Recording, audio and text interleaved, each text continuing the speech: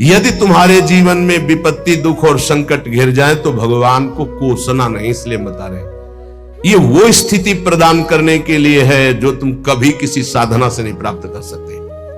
दुखान्य और सुखान्य, जब दुख आए तो जान लेना कि सच्चे सुख की प्राप्ति का अवसर आ गया है। एक श्रीमद् भागवत में प्रसंग है तितिक्षु ब्राह्मण का।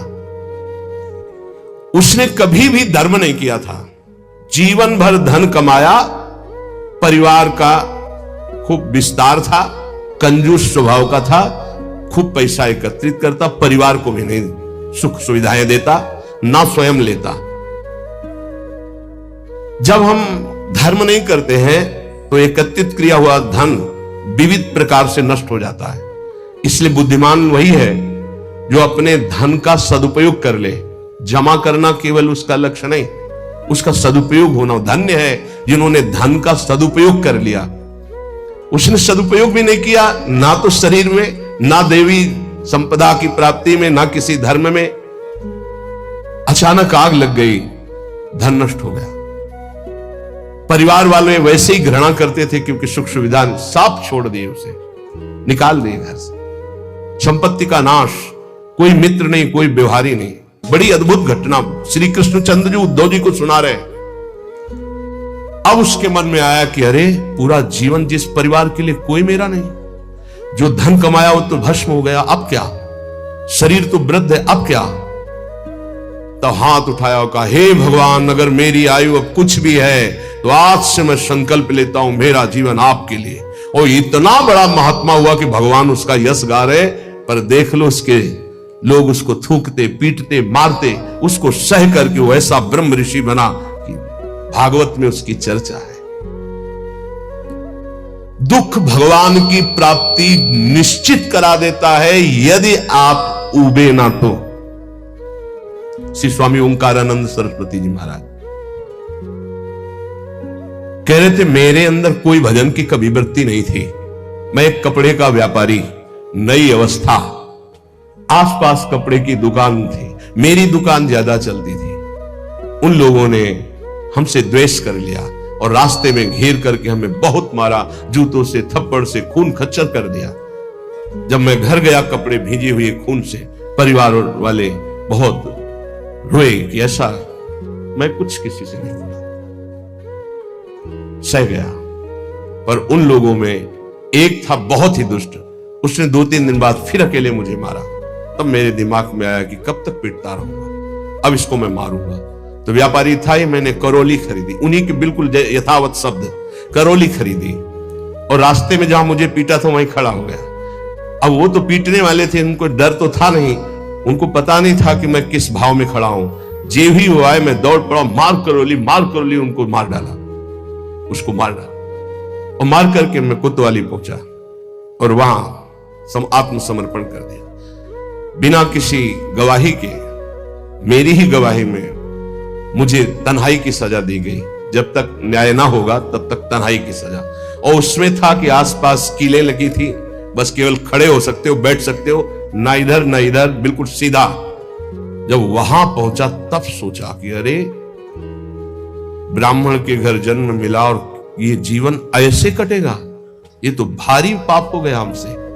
बस हाथ उठाया उसी तनाई में और कहा, एक बार मुझे अवसर दिया जाए, हे परमात्मा, हे परमेश्वर, मैं आजीवन आपका भजन करूंगा। ब्याह हुआ नहीं था, अब निकलने का कोई साधन नहीं। कुछ दिन तनाई के बाद जब बाहर उनको बैठाला गया, उन्होंने संकल्प किया, न पानी पीऊंगा, न भोजन पीऊंगा, प्राण त्याग दूंगा। अगर जीवित रहा और मुझे मुक्त अवस्था मिल गई तो मैं आजीवन संन्यास लेकर भगवान का भजन करूंगा। ऑफिसर आते, डंडे से मारते, थप्पड़ मारते, लातों से मारते, पर ना मैं बोलता, ना मैं पानी पीता, ना भोजन करता। दृढ़ संकल्प। अब ये चर्चा का विषय बन गया तो बोले बड़े अधिकारी कोई थे, वो आए और कहा हम एकांत में इससे बात करेंगे। तो हमसे कहा कि बोलो, क्या बात है? क्या तुम निर्दोष हो? तुम्हें फंसाया गया है? तुम स्पष्ट बता दो, मैं तुम्हें वचन देता हूं कि मैं तुम्हारा सहयोग करूंगा। मुझे लगा कि भगवान मेरा सहयोग करने आए। मैंने आंख उठाई और कहा, श्रीमान, आप जो भी है मुझे पता नहीं, पर मैं आपसे प्रार्थना करता हूं कि अगर मुझे छूट दे दी जाए तो मैं आजीवन संन्यास लेकर भजन करना। बोले पक्का? बोले हाँ। बोले आपकी रिपोर्ट में तो आपने ही कहा है मैंने कत्ल किया है, अब आपको एक सत्य के लिए झूठ बोलना पड़ेगा, मैं आपको बचा लूंगा। आपको बोलना पड़ेगा दबाव में मुझसे कहलाया गया, मैंने कुछ नहीं किया। बोले बोल दूंगा। और बोले ऐसा विधान बना, मैं मुक्त हो गया, घर नहीं गया, सीधे सन्यास लेकर। और वो परम 90 वर्ष की अवस्था की बात कह रहा हूं, उनसे जब मिले, वो ब्रह्माकार स्थिति, उस दुख घटना ने उनको एक ब्रह्मलीन महापुरुष बना दिया। दुखान्य व सुखाने, दुख परम सुख प्रदान करने वाला पक्का। विद्य अपयशो जानी कीर्तिम परा, यदि तुम्हारी निंदा हो रही है तो तुम प्रेम मार्ग के पथिक हो, नाच पड़ो, तुम्हारा मंगल हो गया। क्या? तुम्हारी सारी अशुभ वृत्तियां नष्ट हो जाएंगे, तुम्हारी विमल कीर्ति का प्रकाश होगा, विमल कीर्ति का। ये रहस्य है। जब तुम्हारी निंदा हो तो आनंदित हो जाओ, जब दुख हो तो जान लो परम सुख की प्राप्ति का मार्ग खुलने वाला है। पर बहुत धैर्य की जरूरत है, बहुत धैर्य की जरूरत। मन्ने था अधमश्च दुष्परिभवान सम्मानवत् सत्तमयी, अधम पुरुषों द्वारा किया हुआ प्रहार और अपमान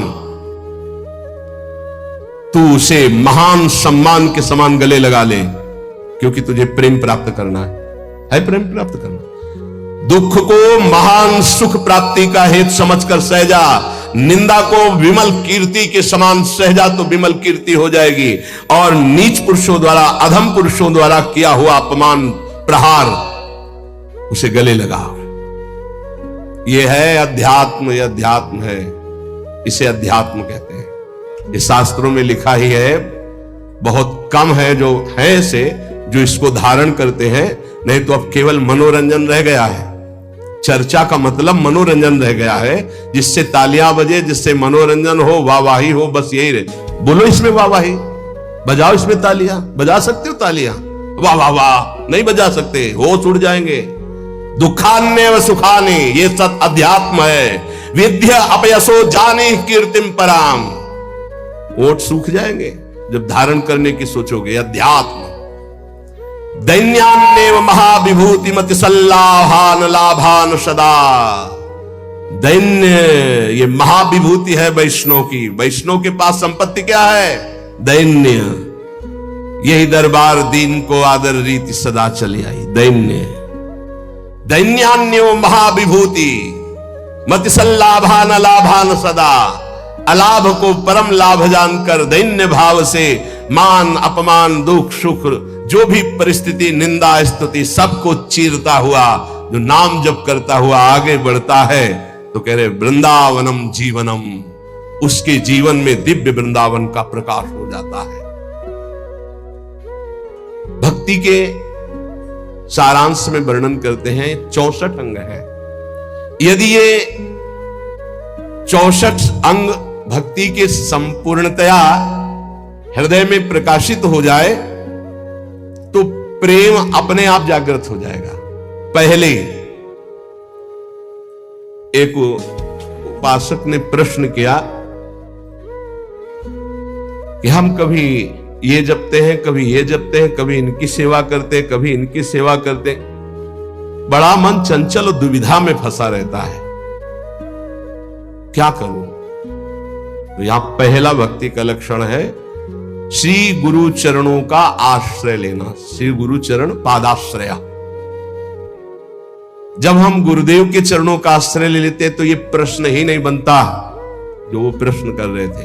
ये प्रश्न उन्हीं का बनता है जो मनमुखी चाल चल रहे हैं। गुरुमुखी में ये प्रश्न नहीं। बोलो जितने गुरुमुखी हो तुम्हें प्रश्न है कि मुझे क्या करना क्या नहीं करना, तुम्हें पता होगा मुझे किसकी उपासना करनी हो, कैसे करनी है। अगर इतना पता नहीं तो गुरुमुख नहीं हो, कंठी बंधवा लिए हो, अभी गुरुमुख नहीं हुए तुम। गुरुमुख वही जिसका समाधान हो चुका है। क्या समाधान? मेरे आराध्य देव श्री प्रिया प्रीतम, उनकी उपासना ये पूरा पता है, अब उसमें कोई मिलावट की जरूरत नहीं। इसलिए भक्ति के प्रथम अंग का श्री गुरु चरणों का आश्रय, यहां से प्रारंभ ही होती है। असली भक्ति का स्वरूप यहीं से प्रारंभ होता है, गुरु चरण आश्रित। एक बहुत प्रवीण बुद्धि के उन्होंने कहा कि अगर हम अव्यक्त को गुरु बना लेते हैं तो व्यक्त गुरु बनाने की जरूरत क्या है? पकड़ो, अव्यक्त वाणी चल रही, यहां वाणी है अव्यक्त, पकड़ो उसको, पकड़ के दिखाओ। नहीं, आप नहीं पकड़ पाएंगे। तो वही अव्यक्त सत्ता व्यक्त गुरुदेव के रूप में, गुरु साक्षात पर ब्रह्म, और वही उपदेश देने के लिए आती है। अव्यक्त आके तुम्हें डांटेगा नहीं। अगर अव्यक्त गुरु की बात माननी तो सब लोग शांत होकर अपने हृदय में देखो। जब तुम गलत करना चाहते हो, अव्यक्त गुरुदेव तुम्हें उपदेश देते, मानते हो तुम उनकी बात? देखो ना, अंदर आता गलत है, नहीं करना, मानते हो बात? और व्यक्त गुरुदेव धज्जियां उड़ा देंगे तुम्हारी। अगर जरा भी तुम आश्रय छोड़ के भागे तो बात अलग है, जरा भी आश्रय लिए तो तुम्हें सुधरना पड़ेगा। आज नहीं तो कल, कल नहीं तो परसों तुम्हें भगवत प्राप्ति होगी, पक्का होगी, क्योंकि गुरु की नजर पड़ चुकी है। अब तुम्हें विकार परास्त नहीं कर सकते। श्री गुरु चरणों का आश्रय लेना पहला।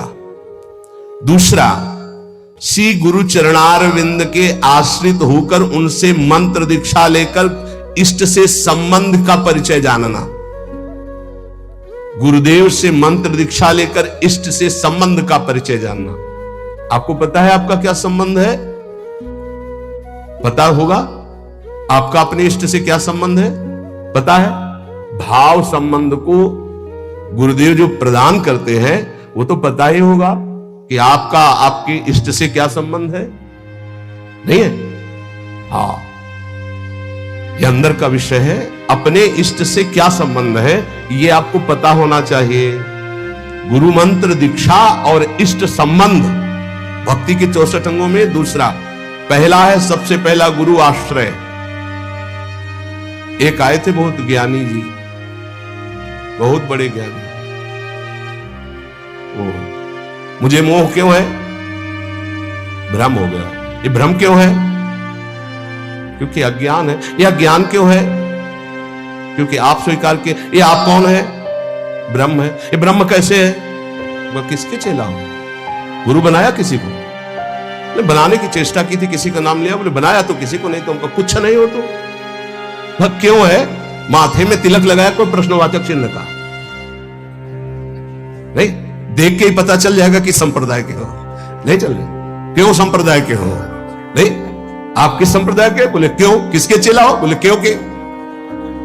वैसे एक प्रश्नवाचक चिन्ह नहीं होता, तिलक लगाया करो प्रश्नवाचक चिन्ह का, दूर से पता नहीं, दूर से डर जाएगा लोग, कौन संप्रदाय, बोले क्यों वाला है। बच्चों, इसका समाधान नहीं है। क्यों क्यों क्यों, इसका उत्तर क्या है? आप बोलो इसका उत्तर क्या है? गुरु पादाश्रया पहला, और दूसरा है गुरु से मंत्र की दीक्षा और इष्ट संबंध। हर उपासक को पता होना चाहिए हमारा इष्ट से क्या संबंध है।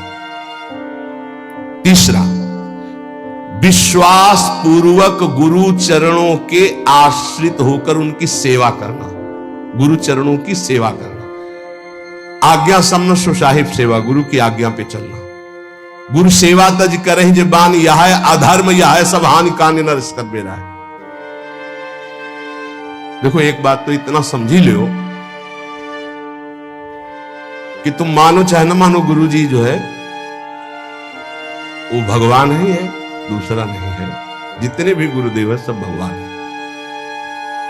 और जब आप गुरुदेव से कोई भी कपट या छुपाव करोगे तो गुरुदेव के पास एक दृष्टि होती है।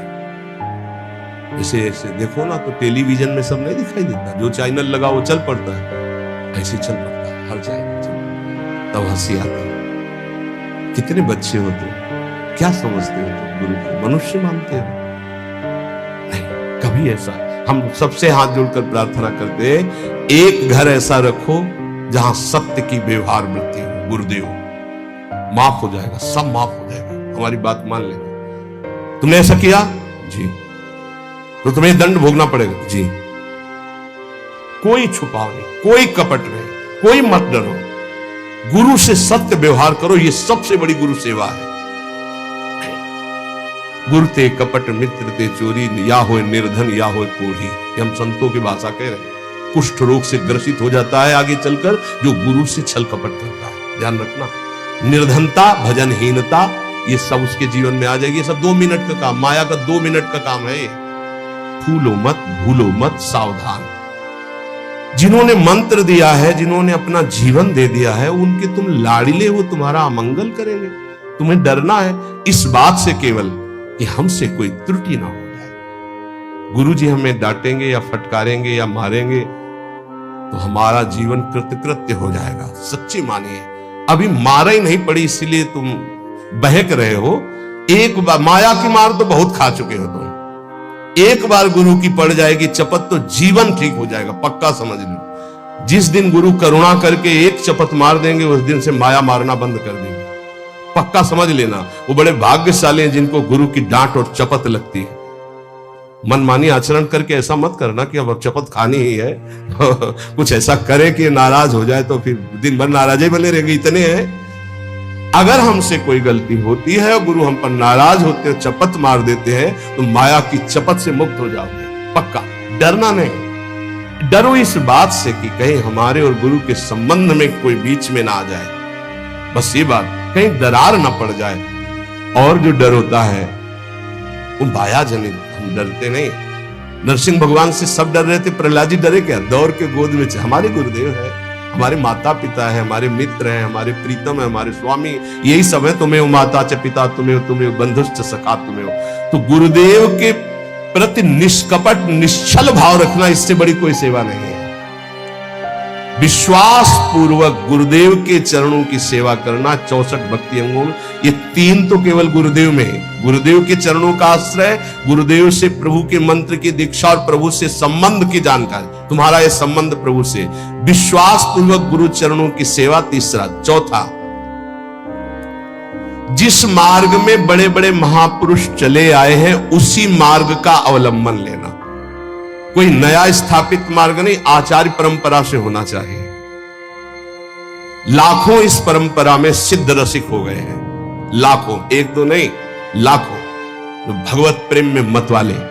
ये जो हमारी वैष्णव परंपरा है वो 4 संप्रदाय है। इसके अलावा ये निकुंज की जो उपासना है ये अलग है। जो 4 संप्रदाय है उसमें श्री जी की, लालजू की सम्यक उपासना है, पर श्री जी के चरणारविंद की ठसक से जो निकुंज की उपासना है, वृंदावनाधीश्वरी की, ये निकुंज से आई हुई सखियां हैं जो आचार्य रूप में आकर के इस रस को प्रदान करती है।